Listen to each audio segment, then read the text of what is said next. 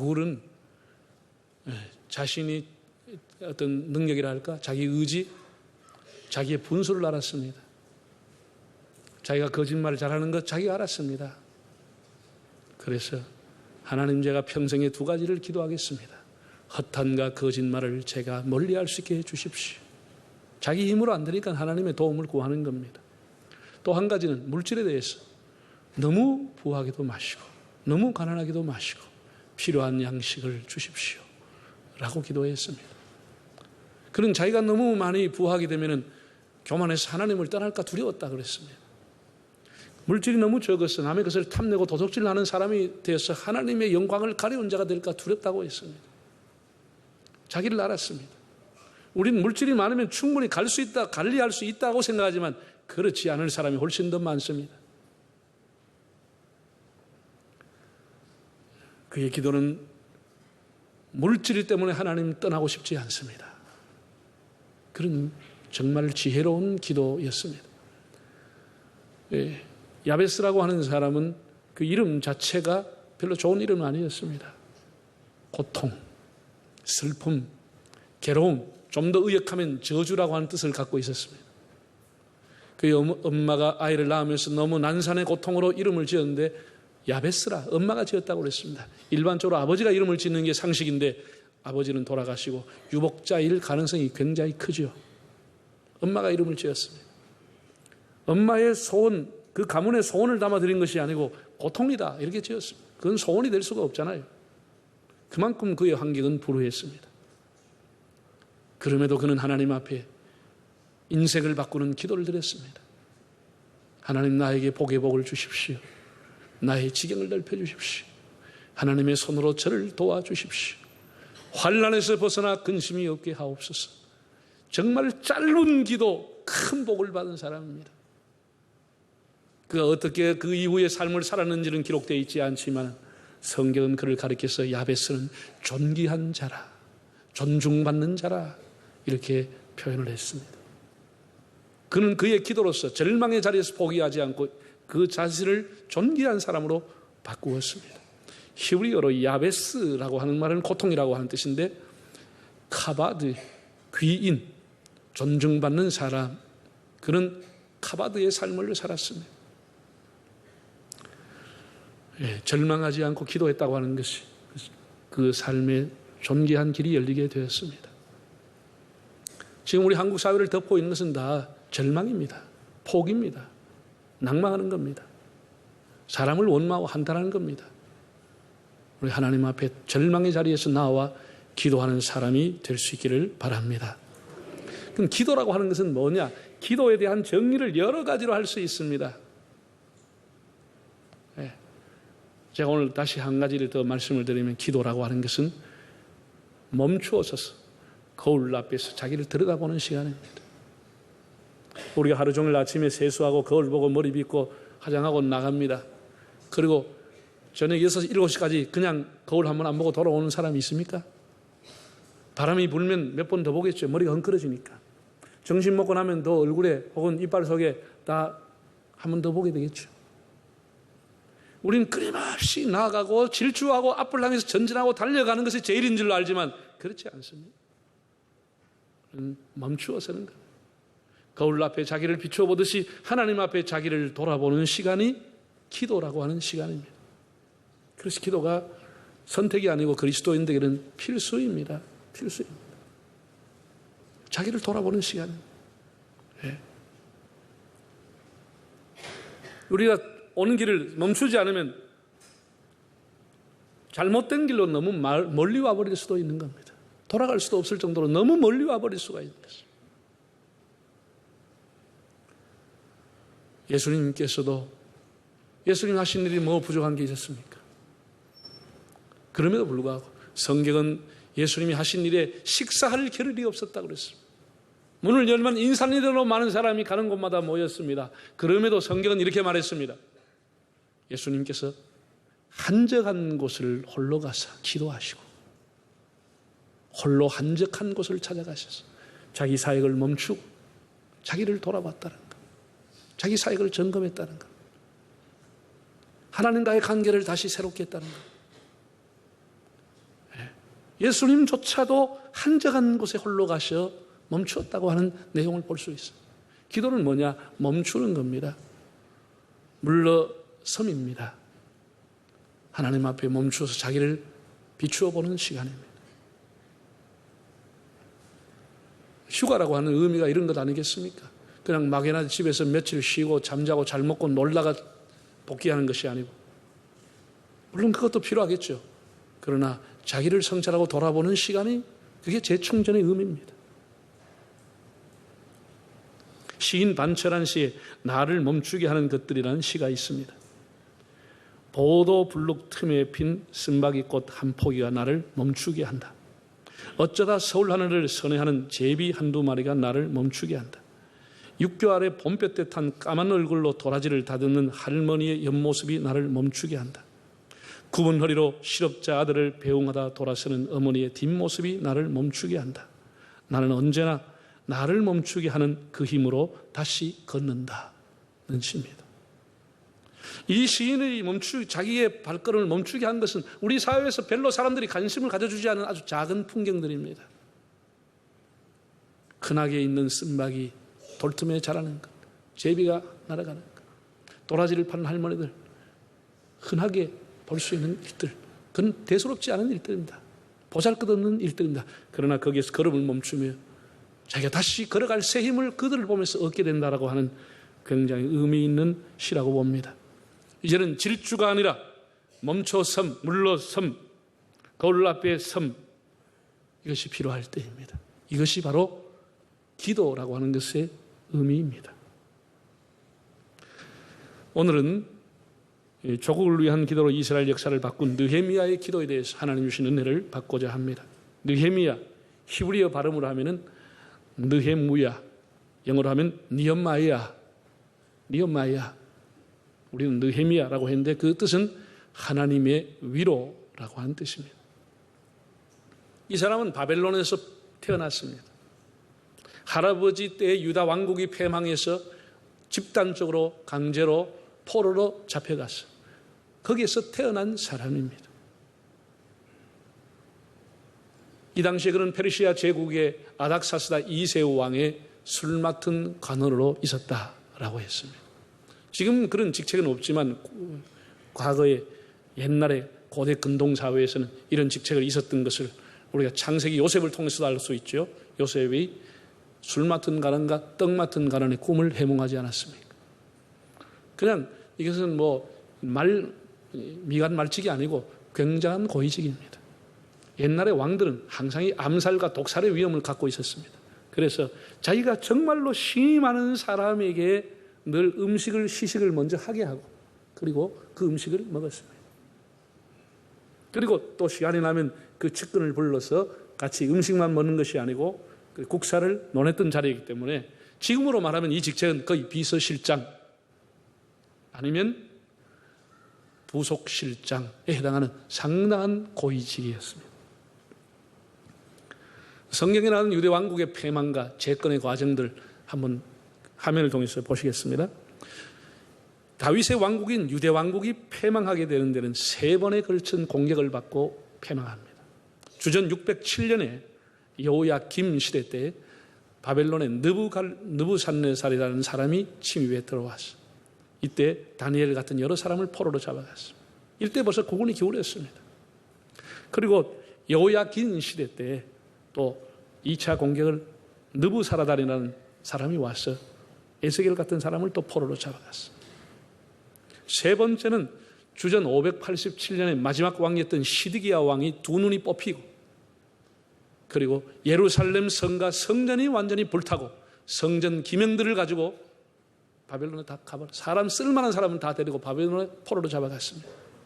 그래서 완전히 다윗의 왕국이 주전 587년에 패망을 했습니다. 우리가 예레미야 선지자가 70년 만에 고국에 돌아온다고 했는데 그 70년이라고 하는 것은 재건을 보면 나옵니다. 537년에 바벨론 역시 망하고 페르시아라는 새로운 제국이 들어섰는데 그 제국의 첫째 왕인 고레스라고 하는 사람이 우리에게 8.15 해방을 주듯이 유대민족은 자기 고국으로 돌아가도 좋다는 해방령을 내렸습니다. 그게 주전 537년입니다. 그러니까 이게 70년이 어떻게 맞지요? 607년 1차 공격과 딱 맞는 겁니다. 정확하게 70년입니다. 하나님의 약속대로 돌아옵니다. 돌아와서 스룹바벨이라는 지도자에 의해서 성전이 세워집니다. 두 번째 제2의 성전, 소위 말해서 스룹바벨 성전을 주전 516년에 봉헌하게 됩니다. 두 번째 에스라라고 하는 학사 겸 제사장이 지도자로 와서 한 1800명의 유대인을 데리고 왔습니다. 이 사람이 한 일은 영적인 개혁, 사회 개혁을 단행했습니다. 오늘 본문에 나온 느헤미야라고 하는 사람은 세 번째 지도자입니다. 세 번째 포로 귀환의 지도자인데 유대 총독으로 와서 이 사람이 한 일은 4km에 해당하는 성벽을 중수했습니다. 그러니까 우리가 성경을 이렇게 보면은 그 지도자라고 하는 사람들은 그 시대마다 하나님이 준 역할과 사명이 있었습니다. 그 역할과 사명을 충실하게 했다고 하는 것을 우리가 보게 됩니다. 그걸 통해서 그 나라가 점점 발전해 가는 거죠. 혼자서는 다 뭐 하는 거죠. 조금씩 진보하게 되겠죠. 느헤미야는 이때 수상공에서 왕의 시중을 들고 있었습니다. 그 동생 하난이라고 하는 사람이 근래에 예루살렘 성을 다녀와서 한 얘기를 듣고 너무 가슴이 아파하는 거예요. 너무 슬퍼하고 가슴이 아파하는 거예요. 근래에 일어난 예루살렘의 이야기 1장 3절을 한번 읽어보겠습니다. 그들이 내게 이르되 사로잡힘을 면하고 남아있는 자들이 그 지방에 거기에서 큰 환난을 당하고 능력을 받으며 예루살렘 성은 허물어지고 성문은 불탔다 하는지라. 이스라엘 가난 얘기를 들었습니다. 할아버지 나라에 대한 얘기, 어쩌면 자기에게 모국이 될 수도 있겠죠. 자기는 거기서 태어나지 않았습니다. 한 번도 이스라엘 땅을 밟아본 적이 없는 사람입니다. 페르시아에서 태어났기 때문에. 그런데 성문은 불타고 성벽은 무너지고 사람들은 재산을 약탈당하고 시도 때도 없이 사람들이 와서 약탈해 가고 이런 자기들의 조상의 묘가 파헤쳐지는 이런 광경의 얘기를 듣고 이 사람이 슬퍼하는 겁니다. 사람의 슬픔이라고 하는 것도 잠시 하면 그냥 또 잊어버릴 수 있습니다. 현재 중요한 요직을 맡았기 때문에 그 생각할 겨를이 없습니다. 그런데 성경에 보면 수일 동안 이 일에 대해서 슬퍼하면서 금식하며 기도했다. 이런 것들이 벌써 남다른 겁니다. 수일 동안 그 일을 기억하면서 슬퍼하며 하나님 앞에 금식하며 자기의 족을 위해 기도했다는 겁니다. 그는 이렇게 기도했습니다. 5절을 보면 이렇게 기도했습니다. 이르되 하늘의 하나님 여호와 크고 두려우신 하나님이여 주를 사랑하고 주의 계명을 지키는 자에게 언약을 지키시며 긍휼을 베푸시는 주여 간구하나이다. 그는 하나님에 대한 신앙관이 분명했습니다. 하나님은 크고 두려우신 분이시고 하늘의 하나님, 온 세상을 통치하신 그 하늘의 하나님은 크고 두려우신 분이고 하나님의 약속과 언약을 지키는 자에게 은혜를 주시고 그 백성에게 긍휼을 주시는 하나님. 장근 할아버지, 아버지로부터 철저하게 신앙교육을 받은 사람입니다. 그래서 그는 무너져가는 이스라엘을 위해서 하나님 앞에 소위 말해서 중보기도, 눈물 흘리는 통곡의 기도를 하게 됐습니다. 여러분, 이것이 역사를 바꾸는 겁니다. 사실 우리가 객관적으로 보면 느헤미야가 그렇게 울면서 기도할 이유가 별로 없습니다. 그는 지금 왕으로부터 요직을 받았습니다. 모든 사람이 불허한 직책에 있습니다. 그는 이스라엘에 태어난 사람이 아니고 페르시아에서 태어난 사람, 페르시아의 시민권을 갖고 있는 사람입니다. 영주권도 아닙니다. 오히려 그는 유대인을 숨겨야 되겠죠. 세상의 출세를 위해서. 오늘 많은 사람들이 자기의 고향을 숨기며 살아가고 있습니다. 왜? 고향을 알면 사람들하고 관계가 깨진다는 거예요. 진금에 문제가 있다는 것이죠. 그는 페르시아의 제국에 살면서 자기가 유대인이라고 굳이 얘기할 필요가 없잖아요. 어쩌면 자기 조국은 페르시아일지 모릅니다. 자기가 거기서 태어났기 때문에. 그러나 그는 이스라엘의 역사를 배우고 공부하고 율법을 배웠던 사람이기 때문에 하나님 앞에 눈물 흘리는 것입니다. 그는 현실에 안주하지 않았습니다. 이스라엘이 내게 해준 게 뭐가 있냐? 우리 조상들이 내게 해준 게 뭐가 있냐? 나라 잃고 쫓겨나고 여기서 서름받고 살아왔어. 겨우겨우 내가 여기 한 자리에 올라왔는데. 그런 생각 들 거 아니에요? 여러분, 우리 예수 믿는 사람은 어디로 가든지 예수 믿는 사람답게 살아야 하는 겁니다. 내 주변에 전부 다 불교인이 있고 내 주변에 다른 사람이 다 이슬람이 있어도 나는 예수 믿는 사람이라고 하는 것을 살아야 하는 거예요. 이것이 하나님께서 우리에게 주시는 은혜인 겁니다. 은혜인 겁니다. 네. 느헤미야가 훌륭한 것은 온 사람이 왕궁의 페르시아의 왕으로부터 모두가 페르시아 사람이었지만 자기는 내 조국은 유대인이라고 생각하며 살았다고 하는 거예요. 그것을 보고 눈물을 흘렸다고 하는 거예요. 뭔가 다르지 않아요? 1장 1절에 보면 이렇게 기록했습니다. 그는 이 소식을 기스르월에 듣고 하나님 앞에 슬퍼하며 기도했습니다. 2장 1절에 니산월에 이르러 자기가 왕에게 나가서 이 얘기를 고할 기회가 온 것입니다. 기스르월, 니산월 3개월 동안 이 일을 가지고 꾸준히 슬퍼하며 기도하고 하나님 앞에 길을 열어주실 것을 구했습니다. 그는 이 소식을 들었다고 해서 금방 왕을 찾아간 것이 아닙니다. 자연스럽게 자기에게 기회가 주어지도록 기도하고 준비했습니다.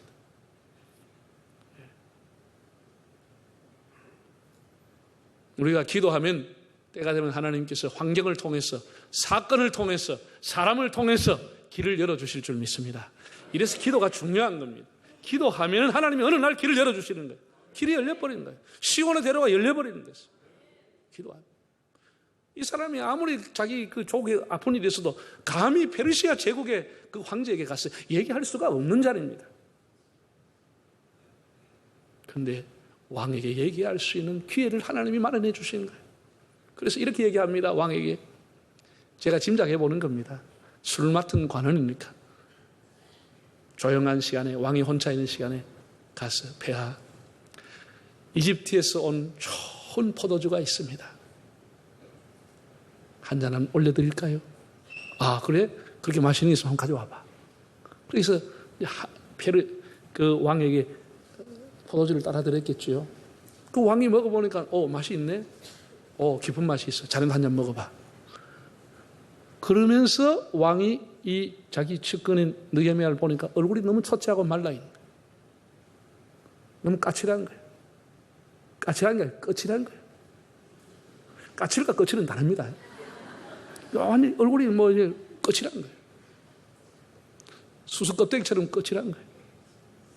그래서 왕이 물어본 거지. 야, 무슨 몸이 아파?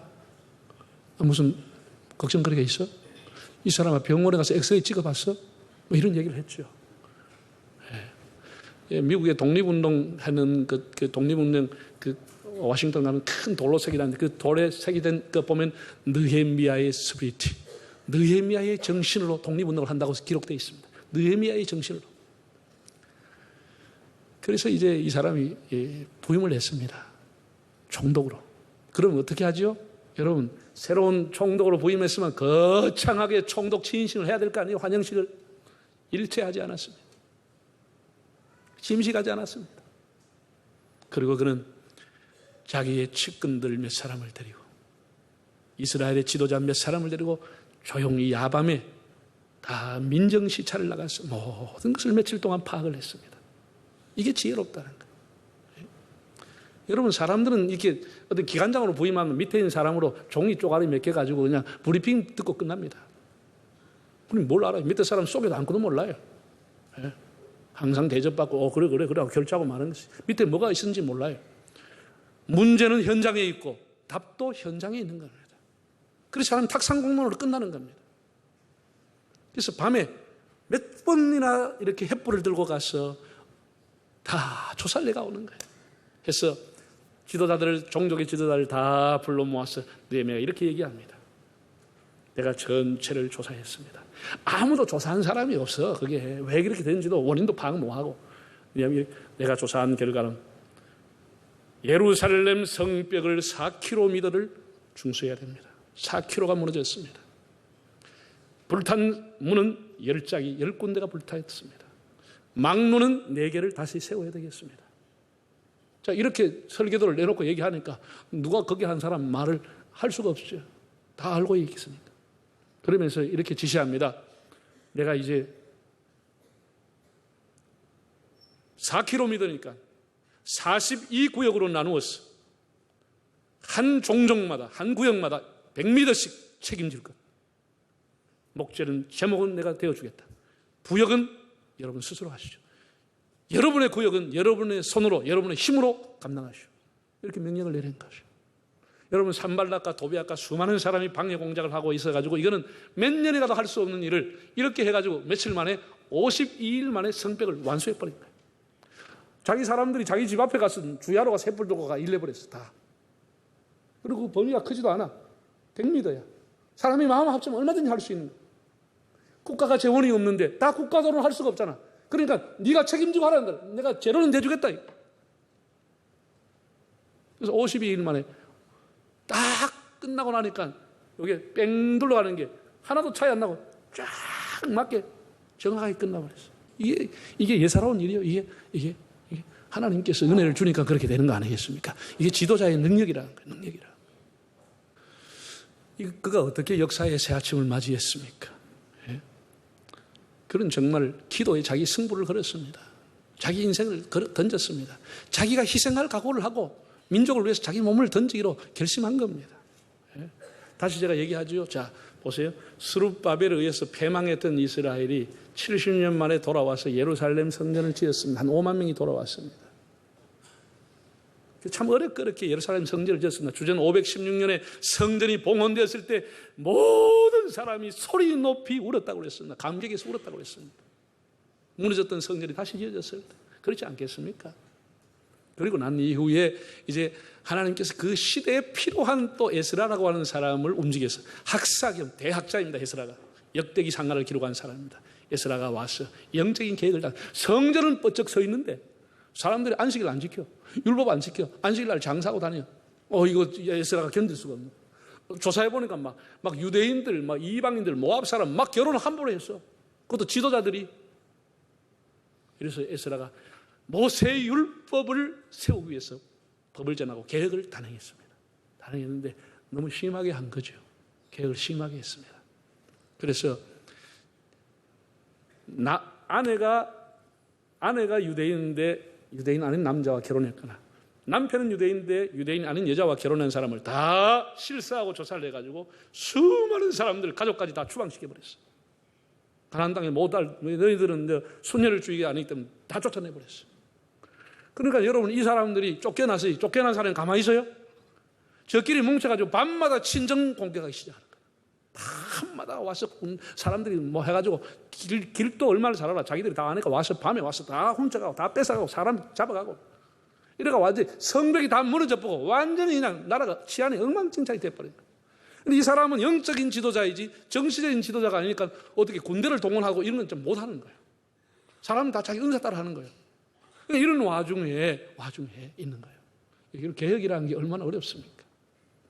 정말 읍참마속 자기 가족부터 쳐야 되는 게 이게 계획인데 그래서 계획이 안 되는 거예요. 다 자기 가족이 벽 때문에 다 무너져 버리고 마는 거예요. 에스라가 엄청난 영적인 가족을 단행을 했지만 실패해요. 실패라기보다는 이게 치안이 엉망이 되고 만 거예요. 치안이 엉망이 되고 만 거예요. 여기까지 예상을 못 한 거예요. 그래가지고 이제 느헤미야의 사명은 뭡니까? 치안을 하기 위해서 울타리를 만들어주는 겁니다. 울타리를 든든히 쌓아주는 겁니다. 이것을 느헤미야가 52일 만에 4km의 예루살렘 성을 완수했다고 하는 것입니다. 여러분, 우리가 느헤미야로부터 뭘 배우지요? 현실에 안주하지 않는 것.